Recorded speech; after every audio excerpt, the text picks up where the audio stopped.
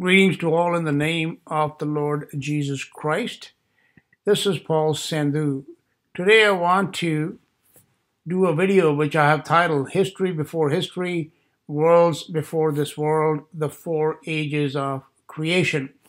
About a year ago I posted a video titled Before the Angels Fell, the Golden Age of Creation.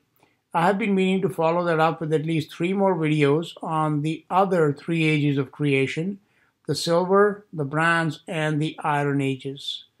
To understand the ages of creation from the beginning of time to the present age, it is necessary to understand that for there to be a creation, there has to be a creator.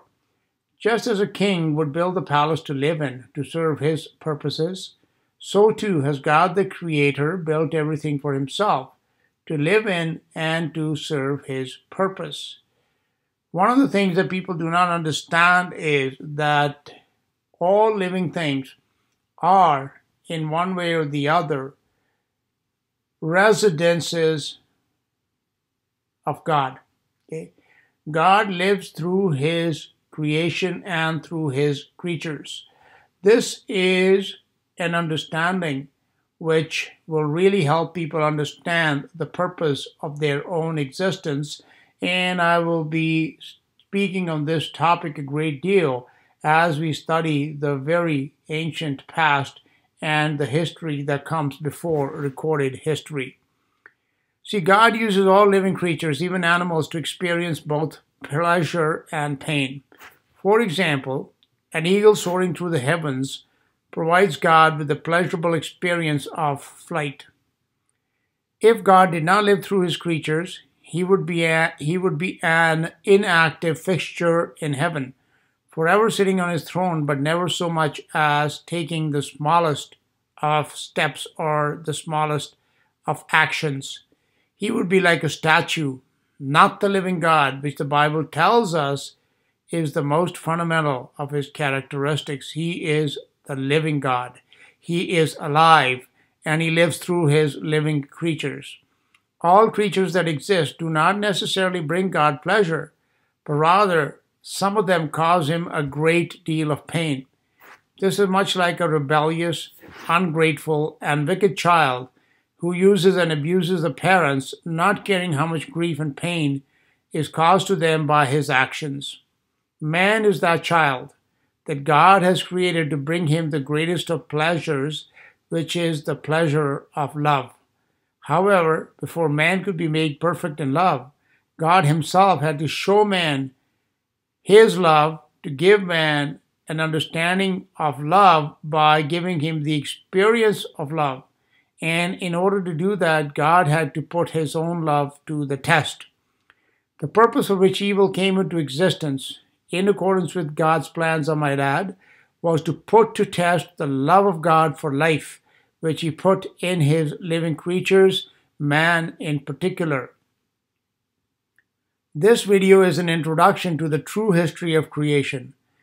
And this video will detail not only this video and other videos will detail not only the events of history, including the history that precedes history, dating back hundreds of thousands and possibly millions or even billions of years of time, going right back to the beginning of time itself.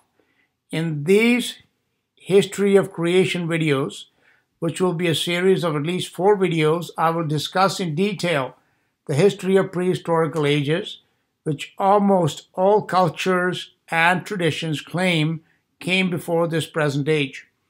These ages are generally identified as the gold, the silver and the bronze ages, whereas the present age is the iron age.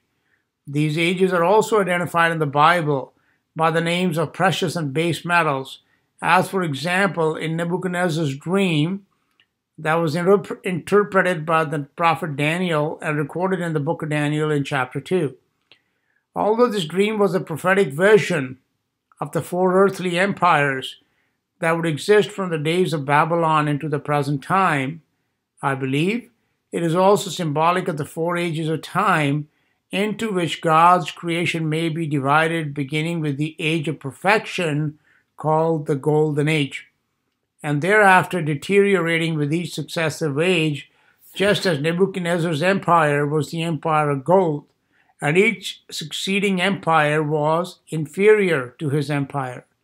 I would like to compare these earthly empires and their human leaders like Nebuchadnezzar to the angelic and human persons that ruled the worlds that existed right here on earth and even in the heavens in the ages before the present age of Adam and Eve and their descendants that began in the Garden of Eden about 6,000 years ago.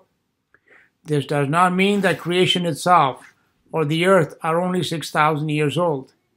There were at least 3 ages of time and 3 worlds, and even the heavens that were created and destroyed, and even heavens that were created and destroyed before Adam and Eve were created and placed in the Garden of Eden by God. Just as in Nebuchadnezzar's dream, the 4 empires did not exist at the same time, nor were they led by the same person. So too, in the worlds that existed both here on earth and in the heavens in ages past, there was not one angel or one human that may be identified with those ages, but there were at least 3 rulers, often worshipped as gods even until today, that built those worlds and eventually destroyed those worlds due to their evil and wickedness. The first 3 human empires are symbolized by Nebuchadnezzar the Babylonian, Darius the Mede, and Alexander the Macedonian. Here we understand that these are 3 different people that lived at 3 different times and ruled 3 different empires, although there was some overlapping in their times and also the geography of their empires. So too, in the greater history of the ages of creation, the evil emperors of those ages are not the same person, nor did their empires span the same ages of time. The history of prehistory is the history of the origins and of the maturing of evil over at least 3 ages of time. It is the story of fallen angels, of fallen humans, and even that of an evil, beastly, reptilian species of creatures that were birthed in the ashes of the fires that destroyed the first worlds and those first ages, the gold and the silver age that were ruled first by the angels and then by Lucifer, who was not an angel but a man. From the end of the Bronze Age to the present Iron Age, the emperor of evil is Satan, who is neither an angel nor a human, but a reptilian serpentine dragon, who did not have his origin as an angel or as a man. In this video, most of these questions that people will naturally have will not be answered, but I'm sure they will be answered for anyone who will follow along in this study series and will take the time to study for themselves. I will conclude this introduction by stating that the reason for these ages of prehistory, the Bible teaches. See, that's one thing which people do not. You hear a lot of people that talk about the pyramids, that talk about, ancient worlds, maybe in South America, Machu Picchu, etc. They talk about ancient civilizations. They talk about these vortexes of energy around the planet, etc. About the alignment of certain buildings like the pyramids to, some heavenly bodies. But what you do never get is the reason why. Who and why. Why are these things? Who did it and why? Those questions are not really answered. Okay, we get some very convoluted stories in many times, but a clear, concise answer is never given. So in order to understand history properly, we have to understand not just the how, but also the why. If God is the creator, which is the most obvious understanding any human being can have, is, living in a world in which everything is created or made. I'm sitting in a house that was built by someone. I drive a car that was built for someone. I'm talking on a computer that was built by someone. I'm using electricity that is supplied by someone. It's generated by some person doing all the work that is necessary to do so. Okay, outside I would be driving on a road that was built by someone. I would be eating food that was grown by somebody. It just goes on and on and on, that everything in this world that we use and that serves our purposes has been created by somebody, has been made by somebody. So why is it such a stretch to think that, this creation was also created by somebody? That is a very fundamental understanding. And it is only because of conditioning and programming that people have such a difficult time, because they've been lied to all their lives that they can't see this plain and obvious truth. Nevertheless, it is only in understanding that there is a creator that you will find purpose in your life. Otherwise, your life will be just you'll be a random piece of dust, like Carl Sagan tells you that you are, floating around in the infinite space of this universe, and you have no purpose and you have no meaning. Okay, you want to understand your purpose and you want to understand meaning for your life, then come to the first and basic understanding that you do have a creator. Okay, so I want to talk a little bit about the purpose of why these things happened. Okay, not just how they happened, but why. The Bible teaches that God has created all things for himself, and all things will naturally include things that are evil and the creatures that gave birth to the evil and have been instrumental in the growth and sustenance of evil into the present day. God needed evil to exist, so he gave evil time to be born and to grow until evil became absolute. This did not happen overnight. It needed a great deal of time. And we are talking not in thousands of years, but at least tens of thousands, if not hundreds of thousands, or even millions of years of time for the seed of evil to be planted and grown to the type of tree that Nebuchadnezzar saw in another dream, a tree that covered the whole earth. So too, the evil that was born in the race of angels began as the shadow of darkness, but over the course of many ages, it became absolute darkness in Satan, in whom there is not a single ray of light. So God had to allow time for all this to happen. It did not happen in one age or through one race of creatures or one race of creatures. Long before Adam and Eve, God created angels and humans. The angels occupied and ruled the heavenly realms, whereas the humans occupied and ruled the earth. In the Bible, these prehistoric humans are called sons of God, as mentioned in the book of Genesis in chapter 6 and in the book of Job. Except for the first age of creation, the Golden Age, which was also the most technologically advanced age ever in history, even till today, the ages that followed, the Silver, Bronze, and Iron Ages, may be classified as the ages of evil. The ultimate purpose of evil is to put to test the love of God, okay, which I will speak about more in future videos to give you an understanding of why evil exists and who it is that suffers all the effects of evil. Okay? It was not until his love had been put to the test that he himself would know. Okay? So God had to put his love to the test. So no matter how great the pain that God himself had to suffer, his love could not fail. But it was not until his love had been put to the test that he himself would know, or he could prove to himself that it would not fail. Okay, that's why when the Bible says all things have been made for him, we who exist, who suffer pain and sorrow and grief and such things, and we think that God doesn't feel any of that. No, my friends, you're wrong. God is feeling all of it, and that is the purpose why we are, because it is in this pain and sorrow and misery and even death that the love of God rises triumphant through it all. And if you follow along, you will understand what I mean.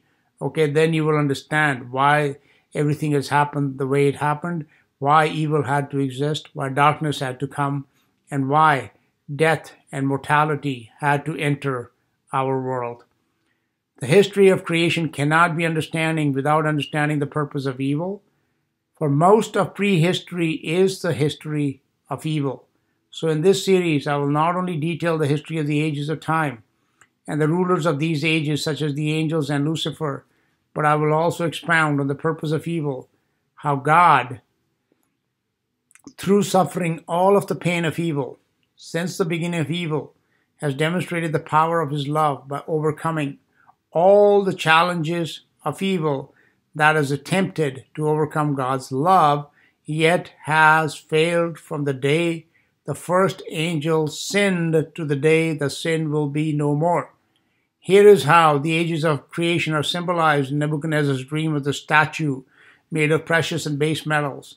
The statue that symbolized the four world empires that would build and destroy worlds such as the angels, Lucifer, and Satan have built worlds, not just on earth, but even in the heavens, and they have destroyed these worlds. And in the end, even this present world must needs be destroyed before the eternal kingdom of the everlasting God can come into existence. So, this is how time is divided in the story of creation. Before the beginning, God, no time. God dwells and exists beyond the boundaries of time. Time is one of his creations, so he is not bound by the boundaries of time, nor is he limited. He is from everlasting to everlasting. In the beginning, God. Genesis 1:1. In the beginning, God created the heaven and the earth. So who was there before the beginning? God. Who was there at the beginning? God. Okay.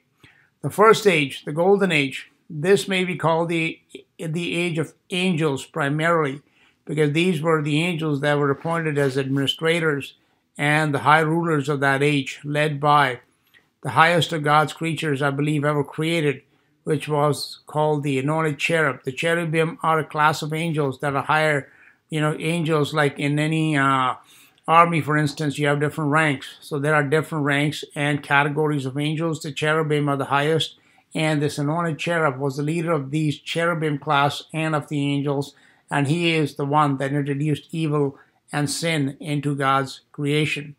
But before all this happened, God's creation began and continued for a period of time, which was called the Golden Age, and in which everything was light and life, and there was no sickness, death, disease, etc. Every culture and every civilization, including the Bible, speaks of this age, as we can read, for example, in Ezekiel 28, which I will explore in greater detail in a future video. So this first age, the Golden Age, corresponds with the first empire that Nebuchadnezzar saw in his dream. And this empire was, of course, his own Babylonian empire. And this was the head of gold, which represents Babylon, led by Nebuchadnezzar. The second age of time is the Silver Age. This, again, is the age of the anointed cherub. Like I told you, there's some overlapping of the leaders and the emperors of these ages. This Silver Age would be the anointed cherub or the angelic being, but also of Lucifer. And this angel and Lucifer are not one and the same, as I have discussed in many of my past videos, and I will do so again in this series. And this Silver Age corresponds to the second empire, which in Nebuchadnezzar's dreams of the statue, the breasts and arms are made of silver, and this was the Medo-Persian Empire, and of course the emperor of this empire was Darius the Mede.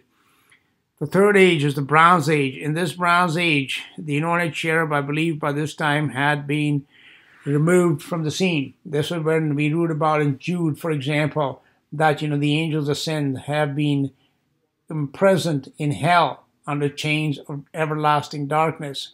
And I believe that happened at the end of the Silver Age, which brought us into the Bronze Age. The Bronze Age was that of Lucifer, in which Satan came into existence.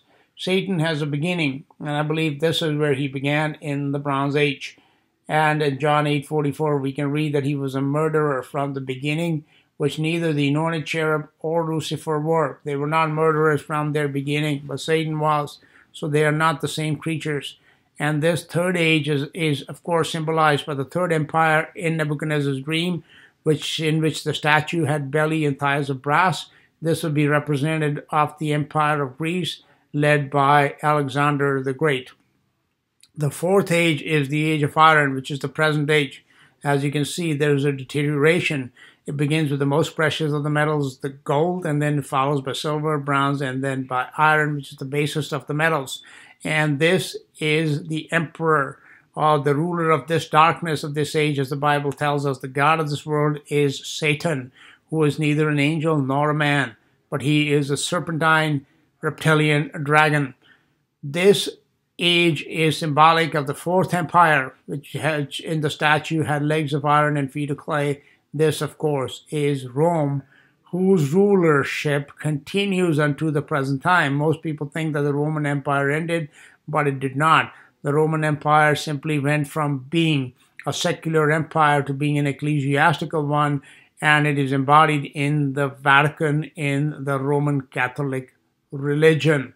Okay, so the Rome is still ruling the world today, and that is representative of the fourth and the final empire, and also of the fourth and the final age of evil, the Iron Age, which is led by Satan.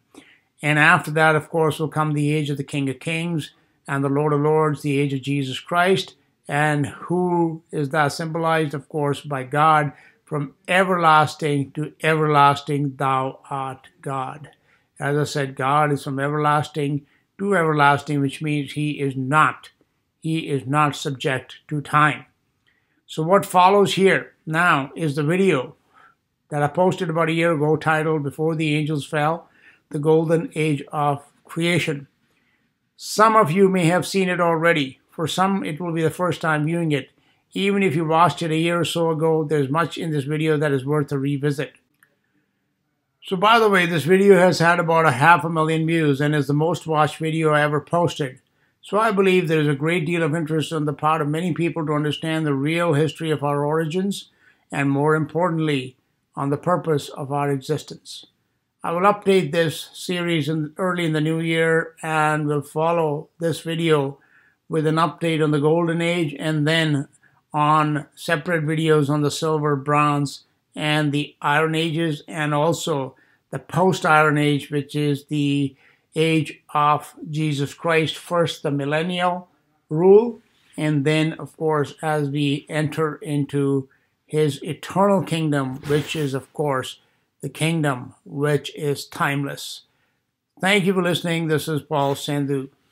The rest of this video was originally posted back in August 2016, and it was titled Before the Angels Fell, the Golden Age of Creation.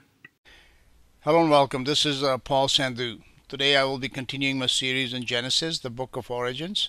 And the purpose of doing this series is to paint, first of all, an accurate picture of our past, the ancient history which extends beyond this age and beyond this world. As we have been showing and documenting in my past segments in this series, that many worlds have come and gone, and many ages of time have passed to bring us where we are today.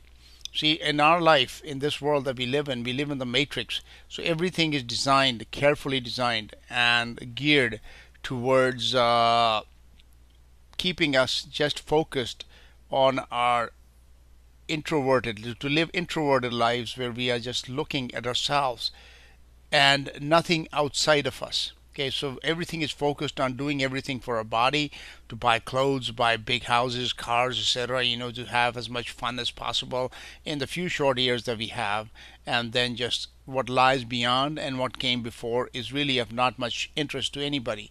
However, without understanding our past, we cannot understand the present, nor can we really plan for the future.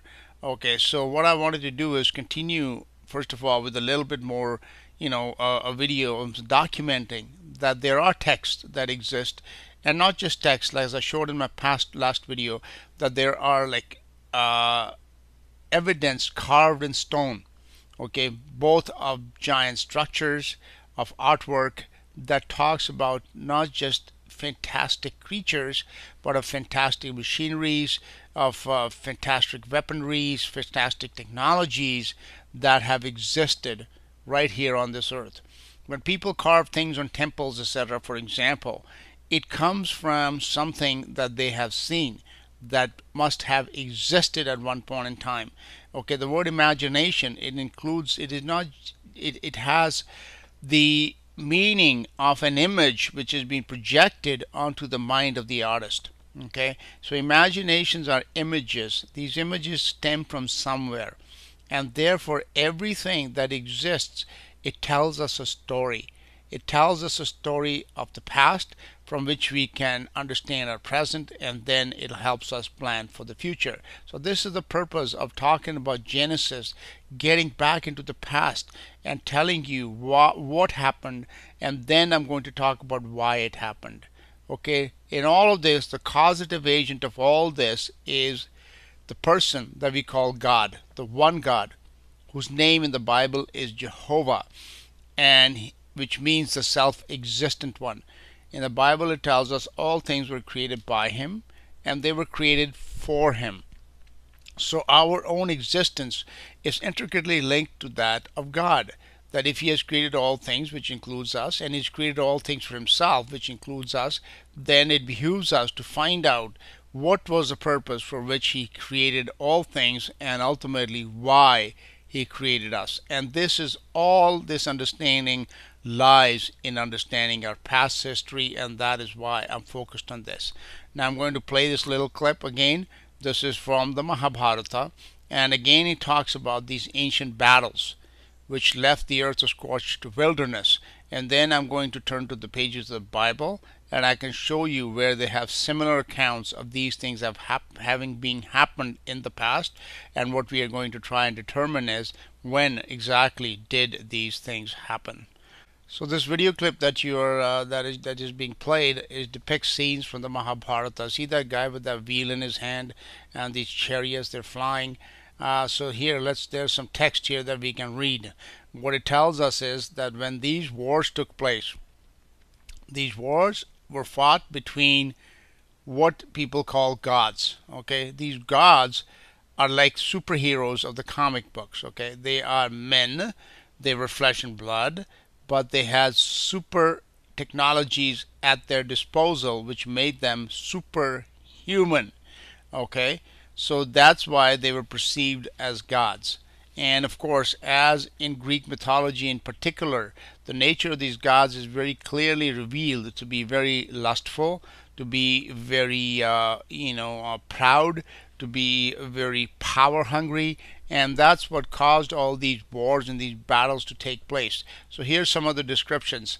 The earth shook, scorched by the terrible heat of this weapon. Elephants burst into flames and ran to and fro in a frenzy, seeking protection from terror. Okay, and then continuing, we shall see over a vast area other animals crumpled to the ground and died. The waters boiled, and the creatures residing therein also died. Now pay attention to this here. From all points of the compass, the arrows of the flame rained continuously, all points of the compass. So this is giving a description of some sort of battle, which essentially was some kind of weaponry. People think is nuclear weaponry. I would disagree with that. That it is not nuclear weaponry. It is more likely some sort of energy weaponry that was deployed over the entire Earth, and this becomes important as we will compare it to some descriptions that we find in the Bible. And then this evidence, as I showed you in the last video, that there is evidence of nuclear type or some sort of very high degree of heat producing weapons that have been deployed all over the earth. In Africa, in South America, in Asia, in Europe, they have vitrified stone, and even these deserts have been are thought to be a result of some sort of these kind of processes, which are not necessarily natural processes but unnatural ones that produce these here. Okay, and then more description here. A single projectile, look at the word here, a single projectile charged with all the power of the universe, and these projectiles were launched from up above the earth, so they had flying machines. A single projectile charged with all the power of the universe, all the power of the universe. And in another place it talks about that this weapon was more powerful than 1,000 suns. So of course, no nuclear weapon that we have today comes even close to it. So these weapons, they were some other type of weaponry. A single projectile charged with all the power of the universe, and an incandescent flame, a column of smoke and flame as bright as 1,000 suns, rose in all its splendor, a perpendicular explosion with its billowing smoke clouds. The cloud of smoke, rising after its first explosion, formed into expanding round circles like openings of giant parasols. See, like, when you throw a stone in a pond, and those rings, they spread outward. This is a description of some sort of energy blast which just spreads in ring after ring across the face of the earth. And again, a single projectile charged with all the power of the universe. These mushroom clouds that you're looking at here from so-called nuclear weapons, it doesn't even begin to compare to what was done using these ancient weapons in these ancient times, in these ancient wars. It was an unknown weapon, an iron thunderbolt, a gigantic messenger of death, which reduced to ashes the entire race of the Rishnis and the Andhakas. The corpses were so burnt as to be unrecognizable. The hairs and nails fell out, pottery broke without apparent cause, and the birds turned white. Okay, so this here, such a description, it is not just somebody conjuring this from nowhere. And given the fact that these texts were written thousands of years ago and they're describing events that took place thousands of years before that time, you have to ask yourself, did these worlds with these fantastic technologies really exist? And I would say 100% they did. As I mentioned in previous videos, the only complete book of history that exists is the Bible, because it records history from the beginning of time into the infinite future. So it's a history of the past and of the present and of the future. And in my previous videos, I have introduced this, what's called the gap theory.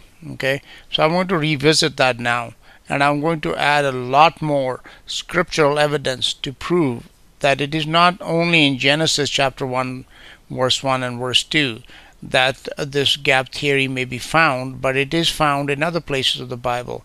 And what we are told in there is, in Genesis we read of the state of the earth as ruined, destroyed, empty, barren, water and darkness covered wasteland.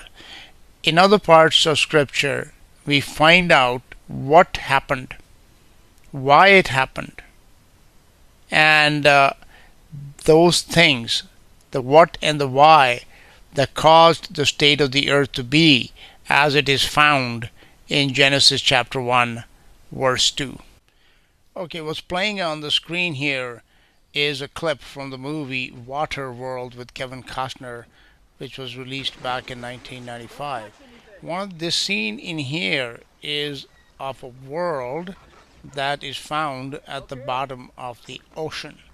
Because this idea of worlds having been destroyed and covered with water is of course biblical, the most famous example being the flood of Noah.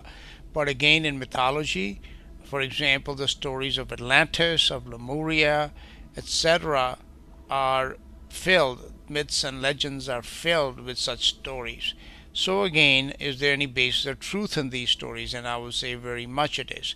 Okay, so let's now begin and let us examine Genesis chapter 1 verse 2 very, very carefully. Okay, so what we read in Genesis chapter 1 verse 2 is, okay, first of all, let me just read Genesis chapter 1 verse 1. Okay, verse 1 in Genesis tells us something, and it tells us, in the beginning God created the heaven and the earth. That's it.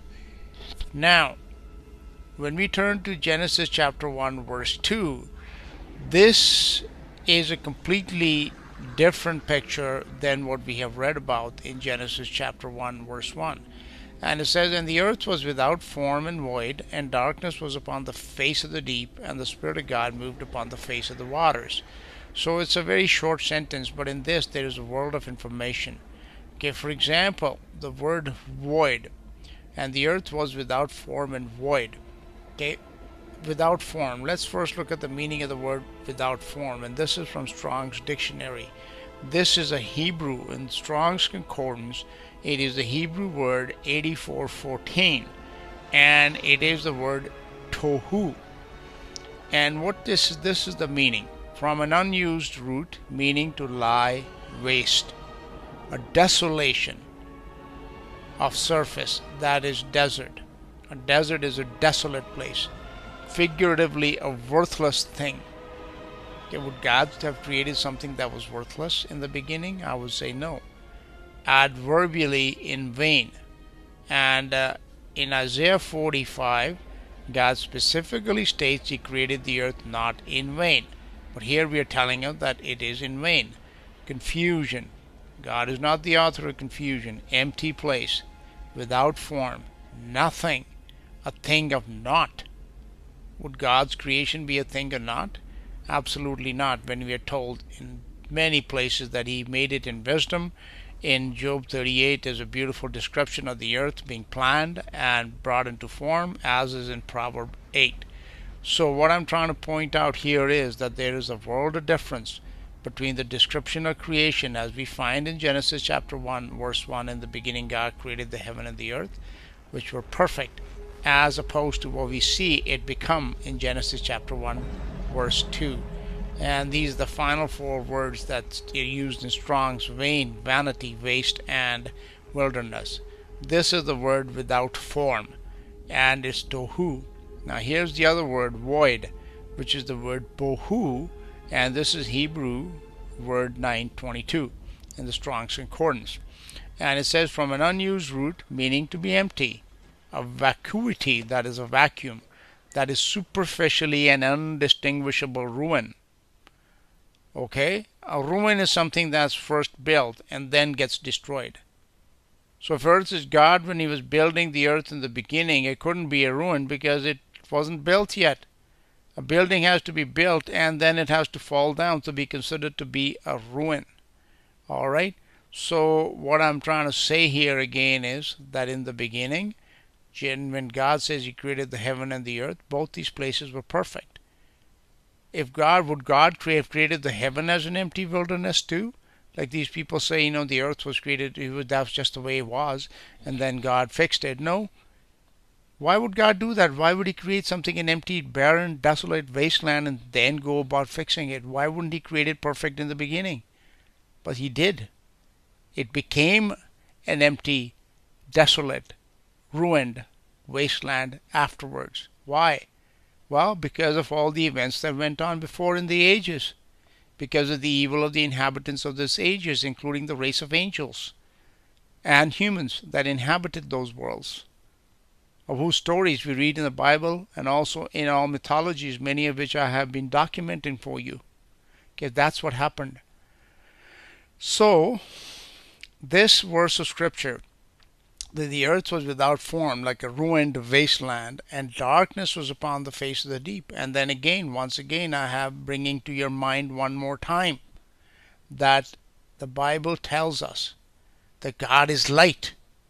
And if in the beginning all that existed was God, and He is light, where would the darkness have come from? The Bible specifically states in Him there is no darkness at all. None. So in the beginning there could not have been darkness that we see in Genesis chapter 1 verse 2. And the Spirit of God moved upon the face of the waters. Okay? The Spirit of God moved upon the face of the waters. So again, the whole world, as you see in this clip, is covered with water, and underneath are ruins. Okay? In Job, in Proverbs, in other places in Scripture, when God first made the earth, He gave the sea a specific command that it would come up to a certain point, which is the shoreline, and it would go no further. That's how the earth was created in the beginning. The sea was specifically commanded not to break its bounds. Yet in Genesis chapter 1 verse 2, we see the whole earth covered with water. When the flood of Noah came, were the fountains of the deep not broken up? Were the windows of heaven not opened? Well, somebody did that. Who did it? Was God. Okay? He commanded those things to happen that covered the water, or face of the earth with water in the days of Noah. Now, Genesis chapter 1 verse 2, of course, comes a long time before Noah, right? I think everybody would agree with that. So if it does, and the earth is covered with water, does it not stand to reason that something similar must have happened back in that day? that the windows of heaven were opened and the earth fountains of the deep were opened up to cover the face of the earth with water and darkness in a ruined state of wilderness. So that's what we see in Genesis chapter 1 verse 2. Now I'm going to turn to other passages of scripture and show you not only the same thing, the same conditions being described, and therefore the same time period being described, not the flood of Noah, but the time period of Genesis chapter 1 verse 2, but added detail to it that tells us why these things happened and what happened and who caused it to happen. As I have shown in many of my previous videos on this series, mythologies and the Bible, they teach that history that has happened in the past can be divided into ages. In the Greek mythology, these ages are given the names of metals, some precious, some base, and they're called the Golden Age, the Silver Age, the Bronze Age, and the Iron Age. In Hindu mythology, it is also the same idea with the same number of ages, 4 ages that have been given different names. The first one being the Satya Yuga, which means the age of truth. So this idea that there was a time of perfection, you could say the Golden Age, that came in the beginning, before there was darkness, before there was evil, before there was sin, before there was death, before there was corruption. So before all these things happened, before there were lies, before there were deceptions, before there was money, yes, there was a time in creation when money itself did not exist. And the Bible tells us that the love of money is the root of all evil.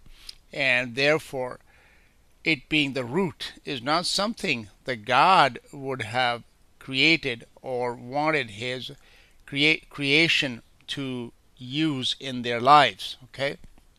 So there was somebody that did this at a time that went by a long time ago. But anyways, getting back to the Golden Age. Okay, this is the age before the fall of the angels. When everything created in the beginning, God created the heaven and the earth, that these places that God created, these two places, the heaven and the earth, they were perfect, that they were paradise, you could say. And in the Bible, again, we can read in Ezekiel chapter 28, for example, where it tells us about this angelic being, the anointed cherub, that he was perfect in his ways until iniquity was found in him. So if this creature was perfect, then it stands to reason that the creation was also perfect. And now I've quoted too many scriptures, like from Isaiah 45, from Proverbs 8, from Job 38, from the book of Psalms, that tell us that God created everything by his wisdom in the beginning. In Proverbs 8, for example, we can read, and that is the Spirit of God personified that is speaking. It says, I was brought forth before the earth ever was. Okay? So, if everything is created by God by his wisdom, then wisdom involves planning. Okay, wisdom does things by planning. And that is again shown that exact measurements were taken, exact calculations were made as to the volume of the water that would fill the seas, as to the height of the mountains that would cover the earth, even as far as like how high the dust of the earth, which means how far the atmosphere would stretch out, what the bounds of the sea would be. All these things were calculated by God, and it was only after all these calculations had been made that the earth itself would be formed. Okay? So this idea that we have seen in Genesis chapter 1 verse 2 of a darkness covered, barren, waste wilderness state of the earth, it did not exist in the beginning. In the beginning it was perfect, it was paradisical. Okay, it was a paradise. And it was inhabited by men, because the earth is made for men. So there were men that lived here before Adam, long time before Adam, and it was administered by the angels. The angels are the highest order of beings created by God, and in Peter we can read that the angels are greater in power and in might. In Psalm 8 we can read that man is made a little lower than the angels. So it is these angels whose leader was the anointed cherub, whose story is told in Ezekiel chapter 28. It is these angels who were the administrators, who were the overseers of God's creation at that time. So this golden age began with the beginning in Genesis chapter 1, verse 1, from the beginning of creation until the time came that iniquity or evil was found in this anointed cherub. This is the beginning of evil, the birth of evil. So this period of time, from the beginning of creation to the birth of evil, is the golden age. It is written about everywhere in the world, and for people to just think that this is just some kind of fantasy story, not so. Its history is found everywhere, but because it is confirmed by the Bible, I believe it to be the truth. Okay, so this is the golden age. How long did this golden age last? There's no way for us to know. It may have lasted a few thousand years, maybe tens of thousands of years, hundreds of thousands of years, millions of years. I have no way of knowing. But we do know that this age went by a long time before we get to the present age, which begins with Adam and Eve in the Garden of Eden. So having talked a lot about these old worlds, these ages of time that have passed, and hopefully by now people will at least have enough information to begin researching for themselves and to see that these things, that the history as we have been taught is pure fiction. Okay, because there's too much evidence both in written texts, in oral legends and myths, and also carved in stone, in ruins, all over the world, to tell us that this idea that people just evolved from monkeys and here we are, all this, it doesn't work. Okay, there has to be an alternate history, which is the real history and the history we are taught, and in textbooks is the fairy tale. So the question that arises is, if these ages did indeed go by, that the earth itself is very old, and that the people that live on this earth are not the first inhabitants, not even the first flesh and blood inhabitants of this earth, that people that were perhaps greater in intelligence, greater in technological advancement, have lived here in ages past. They built worlds, they fought wars, they did all the things that we see happening on the earth today. As the wise King Solomon said, there is nothing new under the sun.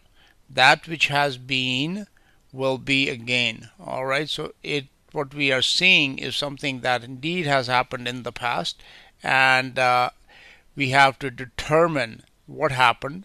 And again, like from these videos, a lot of evidence and a lot of documentation has been presented to show the idea that these worlds existed, that there were major wars that were fought on a much bigger scale and a grander scale than anything we have seen in modern times. Now the question at this point should be asked, why? Okay, why, if God is an omnipotent God, moreover he is an omniscient God who has foreknowledge of all that which is to come, and he is good, he loves life and he is life, he loves light and he is light, he is love, and all these things which are good and positive, then why would in his creation evil have a place? As I have recounted to you the story of the birth of evil through the race of angels, okay, that before the fall of the angels, we lived in a time, the time period was called the Golden Age, in which things like death and disease and pain and corruption such things, deceptions, they didn't exist. It seems like that was an ideal world. So why would God allow evil to enter that world? And from that moment on, as I will recount in the future ages that come afterwards, as I will tell you in future videos about the Silver Age and the Bronze Age and what the difference is between these ages and how they have steadily, the condition of creation has steadily deteriorated in these ages, then we have to ask the question why. Well, if you look at the Colossians, for example, and in the book of Revelation and in many other places in the Bible, we are told that God has created all things. All things. All things. In the book of John, we read that not anything made without Him. Not anything, not a single thing that exists was made without Him. And He Himself says that I have created evil, that He has at least planned and allowed for it to come into existence. Now, this is a paradox, and a serious paradox which I want to bring to your attention right here. The God Himself is not evil. We are told that He cannot be tempted with evil, that He is light and in Him is no darkness at all, that these what we consider to be evil, it cannot even enter His mind. Now this is the great paradox, that being thus, if that is what He is really like, then how could He have planned for this evil creatures and for all the evil that goes on in this world and has gone on in previous worlds to have come into existence? The answer to that question is a little bit complex, okay? And it'll take some following along of my teaching to understand why. But the answer is available, okay? Let's think of it in these terms. We read that all things were created by Him and for Him. Now that is something which most people have not contemplated, even in the Christian Bible scholars, etc., that all things have been created by God. Yes, they understand that. But the other part of that is that they were created for God. So God is not only the creator, all things exist to serve His purposes. Our existence, it has to serve a purpose for God, or we would not exist, because all things were created for Him. Now, most people think that if that is the case, that they begin to start thinking that, God must be some sort of monster, that He just wants to use and abuse people for His own sadistic pleasure. On the contrary, God is love, okay? He loves His creation and His creatures. He is life, and therefore He understands the value of life more than any of us can, because life does not come from us. We only partake of life, and we enjoy life, and we love life, but we are not the life givers. He alone is the life giver. Okay? The destruction of life, which is death, is very painful for God. Yet this passage through pain was necessary. Okay? And in a very simple, without going into great detail here, let me say this. One thing about God that we are taught in the Bible is that God is love. Not just that God loves or God has a little bit of love. No, it tells us God is love. Okay. The highest purpose of creation, or the highest state of the appreciation and the enjoyment of love, of life, is to love and to be loved. Now God already loves. Okay, everything He has created, He has created ultimately so that He would have the experience of love through his creation. So the people that he has created, like man, for example, he loves them. But what he wants in turn is to be loved. That is what completes the experience of love. It is a symbiotic relationship between two parties where they both give and receive. So love is complete when it, not just when it is given, but when it is received in equal measure. Okay? In order for God to receive love, he had to show his creatures, his creation, what love is. Love is not something that can be programmed into a person. Intelligence can be programmed. The knowledge of physics, computer science, genetics, biology, such things can be easily programmed into a person, like we can program things into a computer. But the knowledge of love, it cannot be. Love can only be understood by experiencing love. So in order for God to perfect us in love, he had to demonstrate to us his love. And he had to place a value upon love. He had to set a price for it. And this may seem strange to most people because I'm sure there really I've never met anybody that has given me this answer. If I was to ask the question, what is the price of love?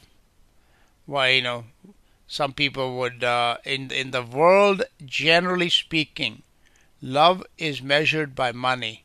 Like a man loves a woman, he'll buy her a nice big, diamond ring. Oh, it's a 2-carat ring.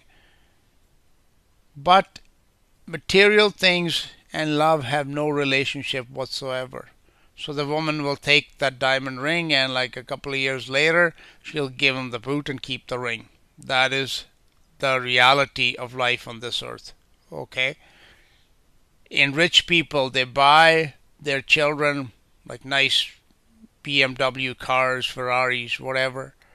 They buy them nice clothes, give them credit cards, but they don't give of themselves to them.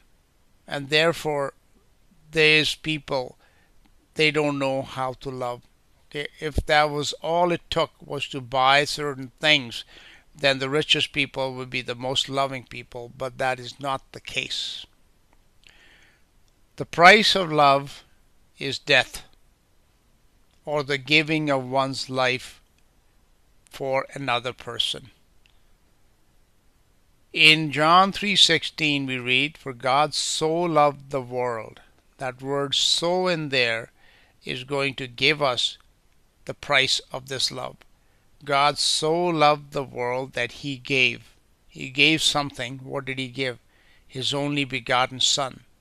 The Son is God in the flesh. So literally God had to lay down his own life for us to teach us what love is. Not just to teach us what love is, to show us how much he loves us.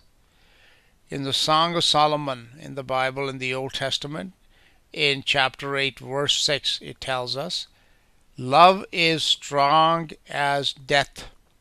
Okay, the only thing that's equally strong as love, the only power, the only force is death. Okay, they are equal and opposite in power.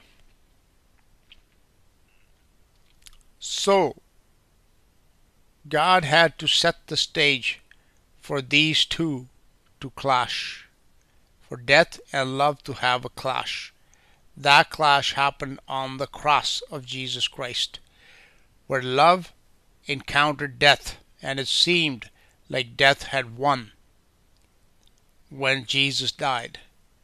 But 3 days later, he rose again, because death could not destroy love. That is the real story of the Bible. Okay? that love indeed had to be challenged. It had to fight that fight. It had to win the victory. And all these stages had to be set. I will continue this, like I said, is a complex teaching. And it'll take perhaps, many repetitions and additions to this information for people to fully comprehend it. Okay? But without death, we could have never understood how much God loves us. And without understanding how much He loves us, we in turn could never have loved Him in equal measure. Okay? So although I have talked about the golden age in which there was, no death and no sin and no evil and no wickedness and no, killing and murder and raping and pillaging and such things, yet people did not, that lived in that age, the angels who stood in the very presence of God Himself, they had no way of looking into His heart. So they had no way of knowing that God loved them. They lacked nothing. But it is like a rich kid, who lacks nothing. But he has no way of looking into that parent's heart or how much he loves him. But let's say that kid suddenly needs a kidney transplant to save his life. And the parent himself only has one functioning kidney, and he takes it and he gives it to the child and says, "Child, you live and I will die." He gives his life for his child. Then the child comes to understand how much the parent really loved him. And this was the condition in that golden age. Everything was perfect. But the creatures had no knowledge of the love of God. So these conditions had to deteriorate. Evil had to enter in. Death had to come. Because death follows evil. Where evil begins, eventually it destroys itself and everything around it. That's where death comes from. And death had to come. And then, and only then, would the conditions be right for Jesus Christ to come, to face death on the cross, and to arise victorious. O death, where is thy sting? O grave, where is thy victory? Yeah, their victory has been lost. He came and he destroyed him that had the power of death, which is the devil. These things did actually happen. So it was necessary that these, because God Himself could not create somebody to be evil, He had to allow evil to arise of its own volition, which happened in the case of this anointed cherub. And why it must have happened is something that I will discuss later. When somebody is given a lot of power without the knowledge of love, eventually that power will corrupt and that person will turn to evil, which is what happened to this anointed cherub, which is what happened to the men that lived at that time, from whom have come all the gods of mythology. Okay, that is the story of the golden age, that this period of time was there. And once that evil was born in this race of angels, the angels fell, then began the silver age where things began to deteriorate. I will speak about those things in the next videos. For this one here, I want to finish it off here, and I want to leave this idea in your mind and in your hearts, and I hope you will study that these things have not happened without reason. God needed evil in His creation so that He Himself could be put to the test, literally, that His love could be put to the test. His love could stand up to the challenge, the greatest challenge that it could be presented with, so that there would be no doubt left in the mind and hearts of His creation as to how much He loves them. That is the true meaning of John 3:16. For God so loved the world that He gave His only begotten Son, that whosoever believes in Him should not perish, but have everlasting life. Okay, it is that demonstration of His love. It had to take place. It had to be shown to his creatures. I can love God today because I know that he loves me, and he first loved me. I didn't love him first. He first loved me. He showed it to me without me asking for it, without me being even worthy of this love. He yet showed it to me, and therefore I love him.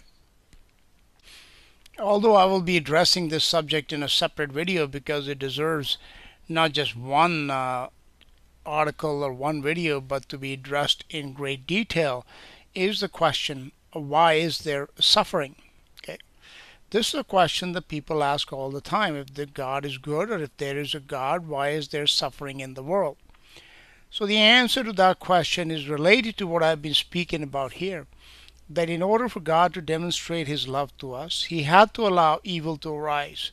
Because without evil, there would have been no sin, no death, and therefore people would not have needed to be rescued and saved, even if it meant for God to give up his own life to do that. Okay? Those circumstances had to be orchestrated for that to happen. Now, when God allowed evil to begin, to do its evil work, okay, it would unleash, it would open Pandora's box, and then all manner of suffering would be let loose on his creation. In Romans 8 we can read that God did not do this willingly. He says he made the creation subject to corruption, but he didn't do it willingly. He did it by reason. See, this was something that he reasoned out. Like I told you before, that God does everything by wisdom. He calculates, he computes, he reckons, he weighs things in the balance before taking an action. So he weighed it out and he reasoned it out that the only way his creation would go from being robotic creatures without any understanding of love, like the angels did who stood right in his presence, was to show them what love is. And if he did that, he would have to allow evil to come in. And if evil came in, it wouldn't be just one little suffering that would come in. It would basically open a whole plethora.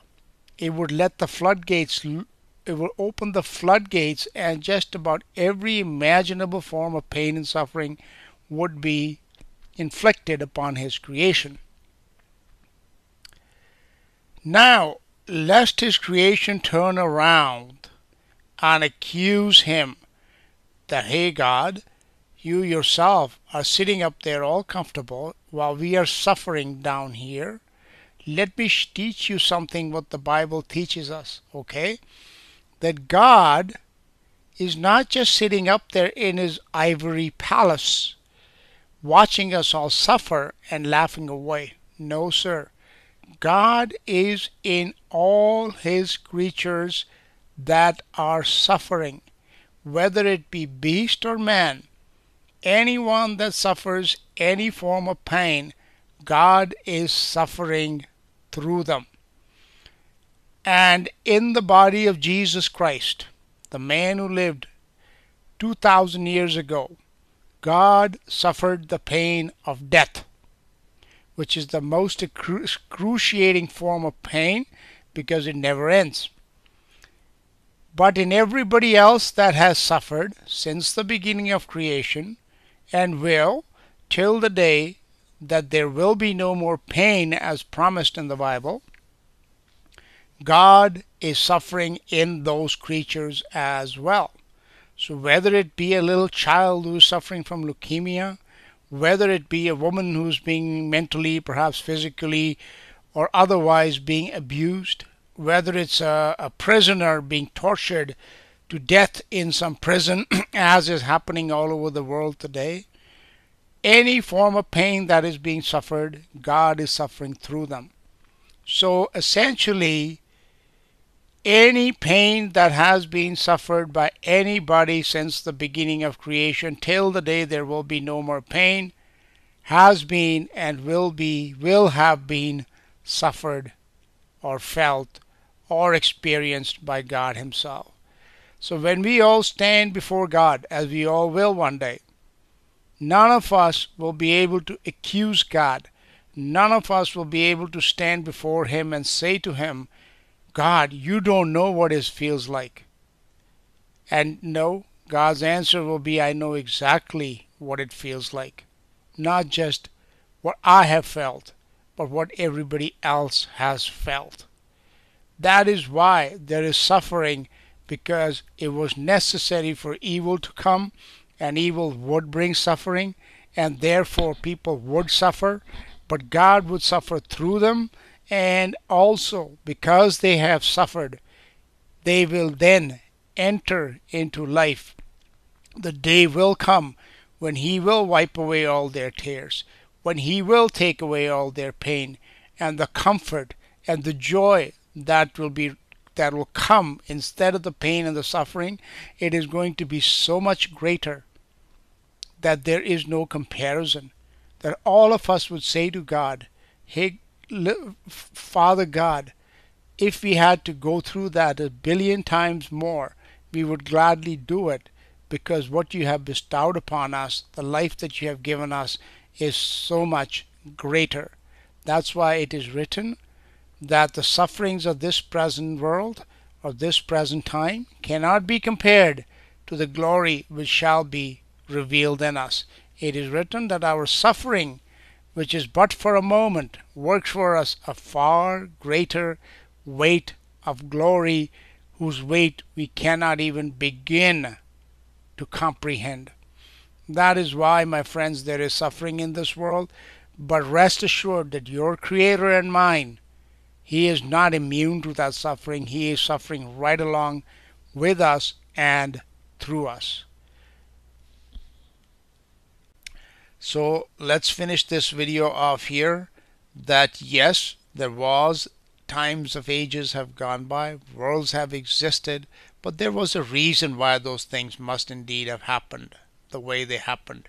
In the next video, I'll show you where in the Bible you can look and see that there were men. It talks about men that existed right from the beginning of creation, a long time before Adam and Eve in the Garden of Eden. And then it talks about the worlds that existed a long time before this present world. Thank you for listening. This is Paul Sandhu.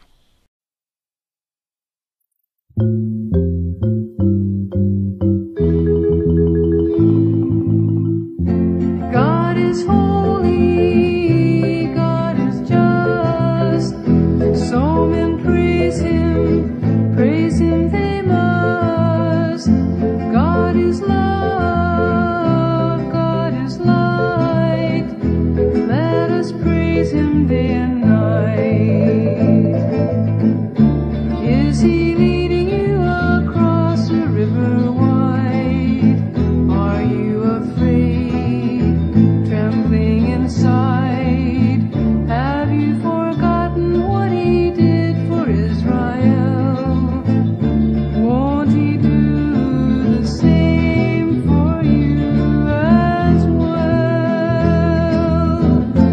God is holy, God is just, so men praise Him they must. God is love, God is light, let us praise Him day and night. Are there things that you don't understand? Times when you run, but He said stand. Have you forgotten the clouds by day and night? Don't you think His time will be right?